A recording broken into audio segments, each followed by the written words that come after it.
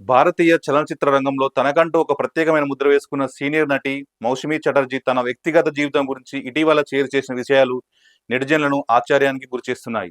కేవలం 15 ఏళ్ల వయసులోనే, అంటే తన 10వ తరగతి చదువుతున్నప్పుడే పెళ్లి జరిగిందని మౌషమి వెల్లడించారు.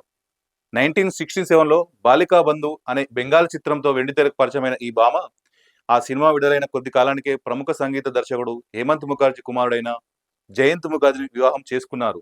ఆ వయసులో ప్రతి ఒక్కరూ తనను కోడలిగా లేదా భార్యగా పొందాలని కోరుకునేవారని, ఆ క్రేజ్ చూసి తానే ఆశ్చర్యపోయేదానని గుర్తు చేసుకున్నారు.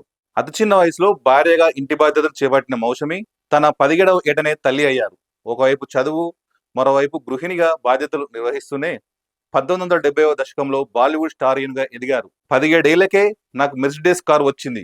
ఆ వయసులో విజయానికి అర్థం కూడా నాకు సరిగ్గా తెలియదు. కేవలం వెండి తెరపై నా ముఖం చూసుకొని మురిసిపోయేదాన్ని అని తన కెరీర్ ఎదుగుదల గురించి వివరించారు. ఒక సాధారణ విద్యార్థినిగా ఉండి అనుకోకుండా నటిగా మారి, ఆపై వెంటనే వివాహం చేసుకొని కూడా కెరీర్‌లో అగ్రస్థానానికి చేరుకోవడం తన పట్టుదలకు నిదర్శనం. నాటి సామాజిక పరిస్థితులకు అనుగుణంగా జరిగిన ఆమె వివాహం ఒక నటిగా తన విజయాలకు ఎప్పుడూ అడ్డుగా నిలవకపోవడం విశేషం. మౌషమి గురించి తెలుసుకునే కొద్దీ అప్పట్లో ఆడపిల్లల్లోని అమాయకత్వం ఎలా ఉండేదో అర్థం చేసుకోవచ్చు.